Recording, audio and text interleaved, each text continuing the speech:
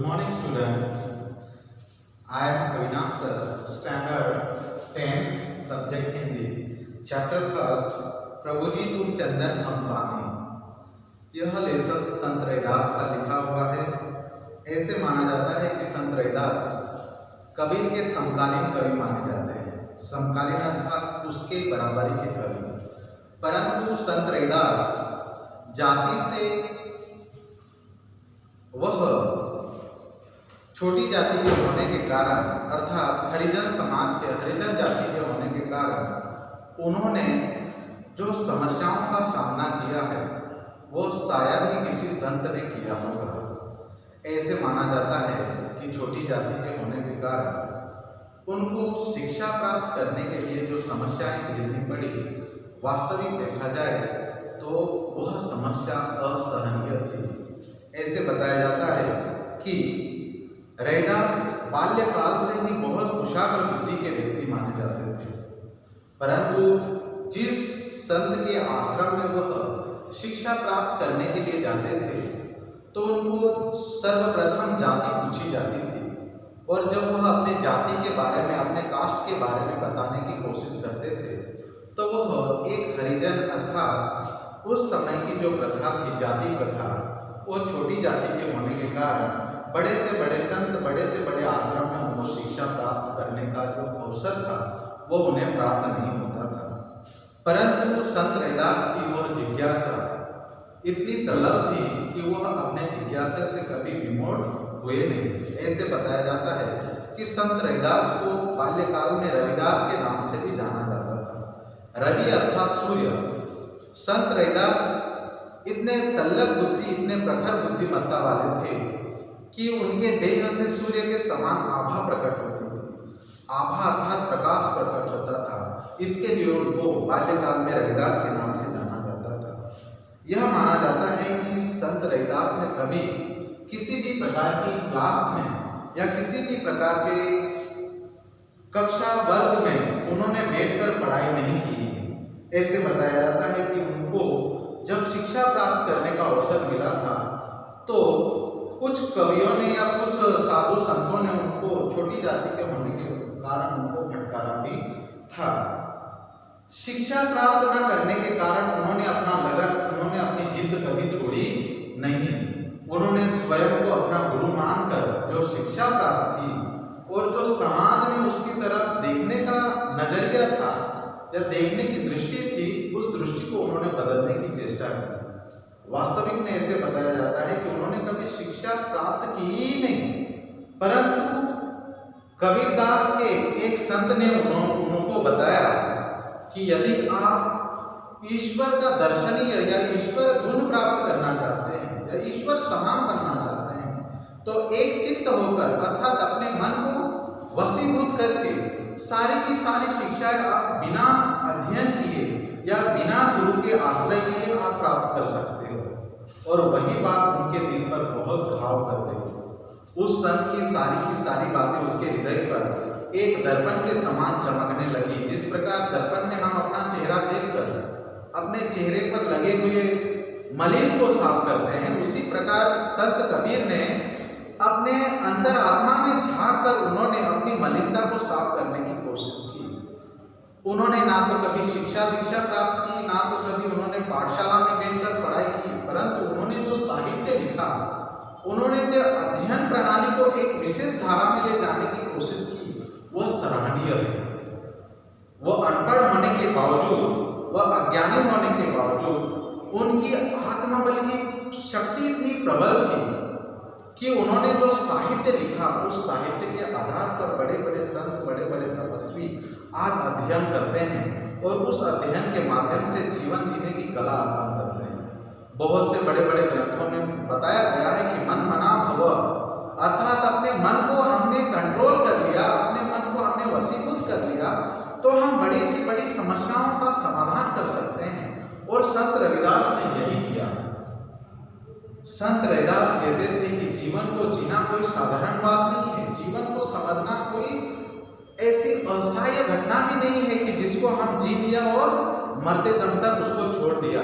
उन्होंने जीवन के हर एक मूल्य को समझकर अपने जीवन को, अपने समाज को, अपने जाति इसके लिए उनके पद में, उनकी लाइन में, भले वो अनपढ़ थे, अज्ञानी थे, पर उन्होंने जो समाज के भाव था या समाज का जो दृष्टिकोण था उसके तरफ, या संत रैदास को देखने का जो नजरिया था, उस नजरिया को उन्होंने एकदम बदल कर रख दिया। उनके साहित्य में, लिखे हुए साहित्य में आपको बहुत से ऐसे शब्द मिलेंगे जिसमें उनके अज्ञान होने का सबूत मिल जाता है, परंतु उनके लिखे हुए साहित्य में या लिखे हुए पद एक दर्पण के समान प्रतीत होते हैं, जिसे पढ़कर अज्ञानी भी ज्ञान का अनुभव करता है। जिस प्रकार जीवन जीने की कला मनुष्य की अपूर्ण होती है, जैसे मरने के बाद ऐसे पता चलता है कि हम ईश्वर समान, या उसके फोटो पे फुलहार चढ़ाया जाता है, परंतु संत रैदास जीते जी यह साबित कर देना चाहते हैं, ये प्रूव कर देना चाहते हैं कि हम भी ईश्वरीय दर्पण के समान या एक ईश्वर के समान हम बन सकते हैं, परंतु हमारी आत्मा या हमारे विचार, हमारे आचार, हमारे संस्कार प्रबल हो तब हम यह सारी बातें कर सकते हैं। अभी तो यह संभव नहीं है। मनुष्य जीवन जीना कोई साधारण बात नहीं है। समाज में जीने वाले लोग या समाज में रहने वाले लोग, हर तरह के लोग मिलेंगे, यह कोई साधारण बात नहीं है। हम रास्ते से जब चलते हैं तो तमाम प्रकार के लोग हमें मिलेंगे, तमाम प्रकार की बातें हम सुनेंगे, परंतु संत रैदास ये साबित कर देना चाहते हैं, यह प्रूव कर देना चाहते हैं कि जिंदगी जीना है तो एक मकसद के साथ ही हो। जिंदगी जीना है कि एक सुचारू रूप से हमें जिंदगी जीना चाहिए। इसके लिए उन्होंने अपने आराध्य भगवान कृष्ण को मानकर जो साहित्य लिखा है, जो उन्होंने बातें कहने की कोशिश की है, वह सराहनीय है। इसके लिए हम पहला पद देखेंगे। संत रैदास का पहला पद है कि वो स्वयं इतने ज्ञानी थे, ऐसे बताया जाता है कि वह सूर्य के समान तेज थे, अर्थात उनके शरीर से सूर्य की भांति आभा प्रकट होती थी, परंतु उन्होंने स्वयं को कभी ग्रेट माना नहीं, स्वयं को उन्होंने कभी बड़प्पन दिया नहीं। यह सारी बातें उनके लिखे हुए साहित्य के माध्यम से हमें पता चल जाती है। पहली पंक्ति में वो कहते हैं कि प्रभु जी तुम चंदन हम पानी, कि हे ईश्वर, हे आराध्य देवर, हे मेरे प्रभु, आप क्या हो, चंदन के समान हो। आपकी आभा अर्थात आपका शरीर जो है चंदन स्वरूप है, और हम क्या है, एक साधारण तुच्छ मात्र है। कि हमारी जो आभा जो है, हमारी जो काया है, हमारा जो शरीर है, मात्र एक पानी है, परंतु आप कौन हो, आप चंदन हो। आप मेरे लिए सराहनीय है, आप मेरे लिए पूजनीय हो। इसके लिए आगे कहते हैं कि जाति अंग अंग वास समानी।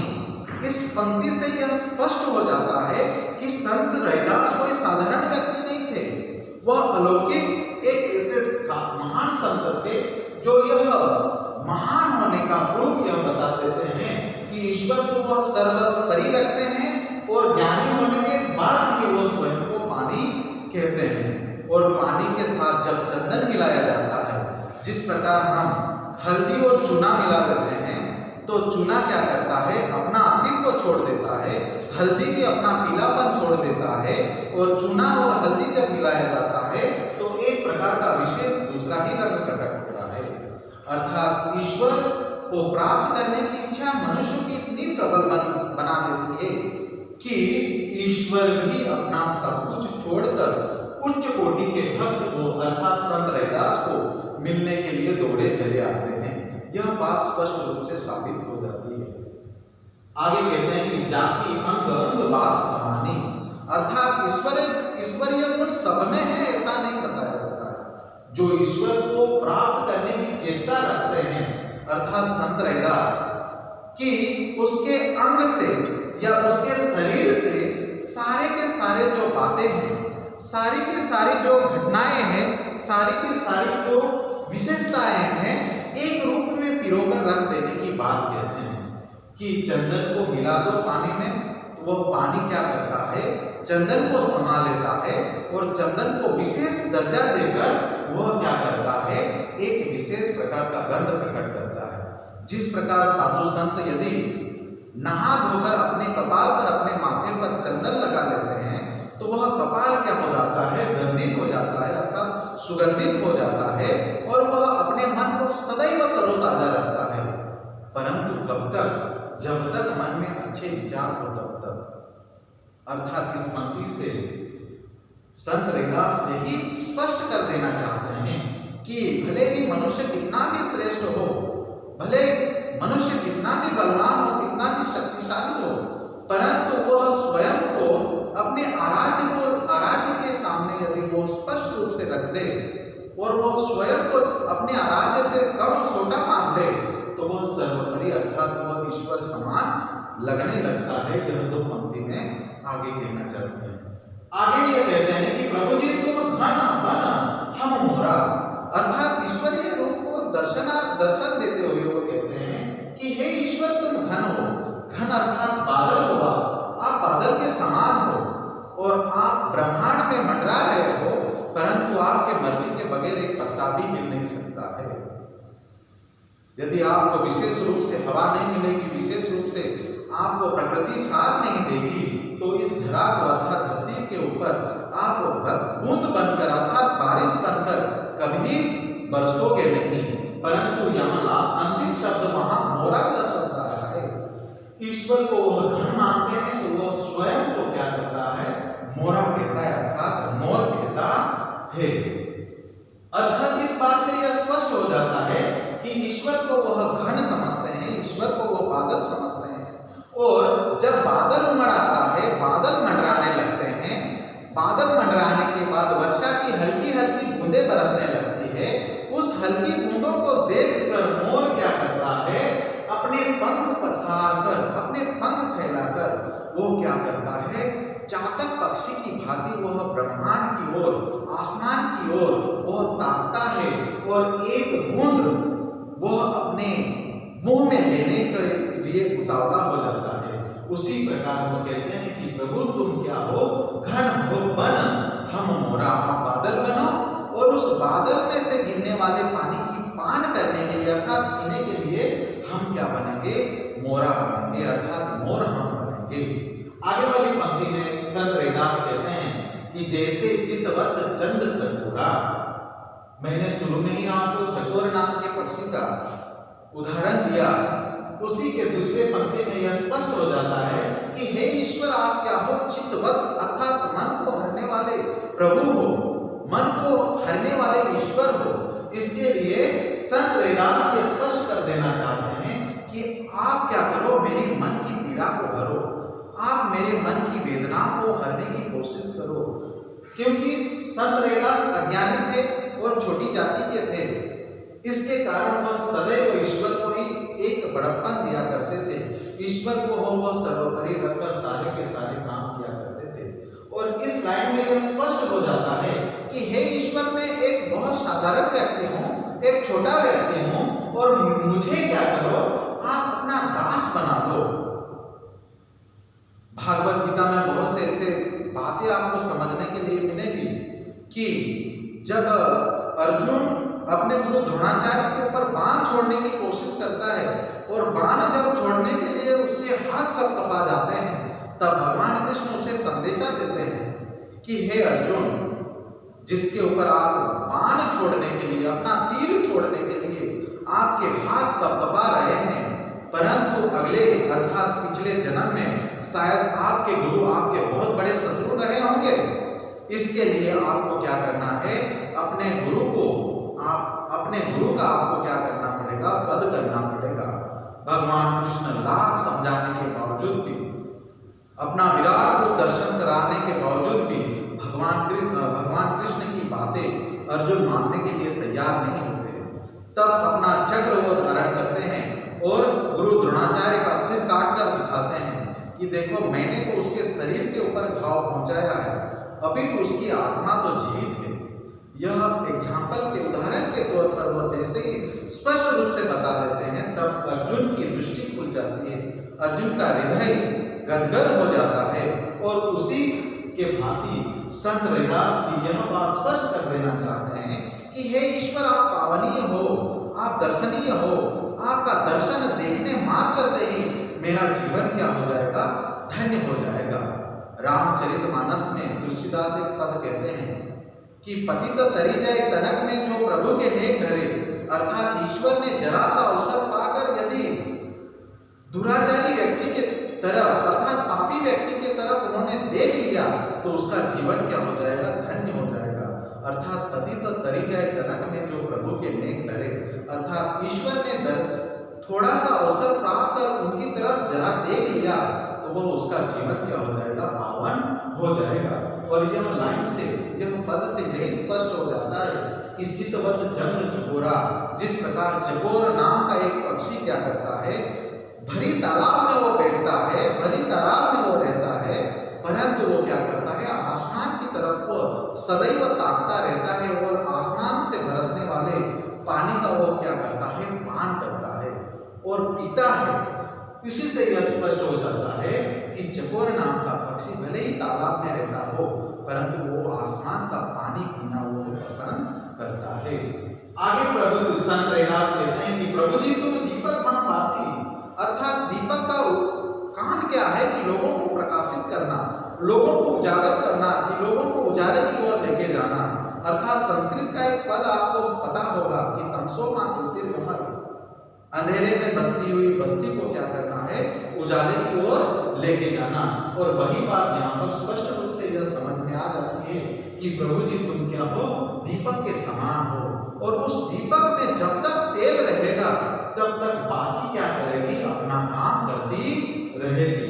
बाती का एक काम मात्र है कि जब तक उस बाती में दम है, जब तक उस बाती में तेल है, अर्थात दीपक में तेल है, वह उस दीपक का क्या करेगी, सहयोग करेगी और बाती क्या करेगी, अपने आप को जला लेगी। इस बात से यह स्पष्ट हो जाता है कि संत रैदास स्वयं को बाती कहते हैं और ईश्वर को क्या मानते हैं, दीपक मानते हैं। कि इस ब्रह्मांड को बनाने वाला वो विधाता कितना पावरफुल रहा होगा, कितना ग्रेट रहा होगा कि इस ब्रह्मांड की रचना उन्होंने की और उस ब्रह्मांड के रचयिता को वह स्वयं क्या कहते हैं कि दीपक समान समझते हैं। और वह संत रैदास यह स्पष्ट रूप से यह बता देना चाहते हैं कि मैं क्या हूँ, एक साधारण रुई की बनी हुई, एक कपास की बनी हुई क्या हूँ, बाती हूँ। और मैं क्या हूँ, उस दीपक के समान हूँ, दीपक के साथ हूँ और मैं अपने तन को क्या कर रही हूँ, जला रही हूँ। इससे यह प्रतीत होता है, इससे यह मालूम हो जाता है कि संत रैदास कितने उच्च कोटि के कवि है या उच्च कोटि के कवि थे। जाकी ज्योति बेरे दिन राती, दूसरी लाइन, इस लाइन में यह स्पष्ट रूप से साबित कर हो जाता है कि जाकी ज्योति जो ईश्वरीय गुणों से परिपूर्ण है, जो ईश्वर है, जो शाश्वत सत्य है, वह कितना ग्रेट रहा होगा, कितना पावरफुल रहा होगा, जिसकी ज्योति क्या करती है कि दिन रात जलती रहती, उसका प्रकाश का लो कभी कम ही नहीं होता। उदाहरण के तौर पर देखा जाए तो सूरज की ज्योति, सूरज पर ना तो कभी कोई तेल डालने गया है, ना तो कोई वहां पर रुई लगाकर आया है, परंतु सूरज की जो लो है, सूरज का जो प्रकाश है, दिन प्रतिदिन क्या कर रहा है, जलता ही जा रहा है। उसी प्रकार संत रैदास इस लाइन से, इस पंक्ति से यह स्पष्ट कर देना चाहते हैं कि जाकी, जाकी अर्थात जिसकी ज्योति ग्रेट हो, जिसकी ज्योति महान हो, पहले दिन राती, और उस ज्योति को, उस प्रकाश को कोई काम नहीं कर सकता है। संत रैदास यह भी बता देना चाहते हैं कि हम मनुष्य मात्र है और हमारा जीवन काल क्या है, दिन और रात्रि है।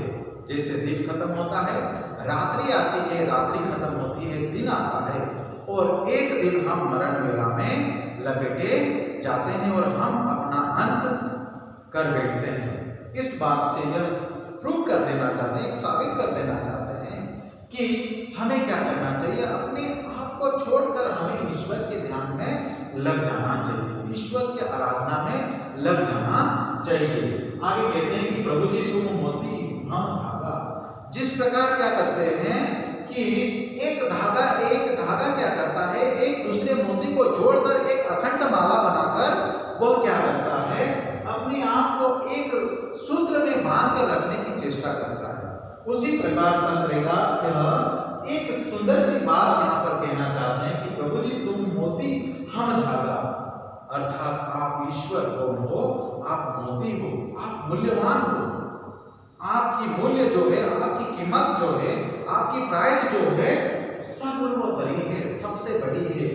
और उस साधारण से बात में क्या है कि हम धागा मात्र है, हम क्या है, हम धागा मात्र है, अर्थात हम आपके सानिध्य में रहना चाहते हैं, हम आपके करीब रहना चाहते हैं, इसके माध्यम से, एक धागा के माध्यम से हम आपके करीब रहना चाहते हैं।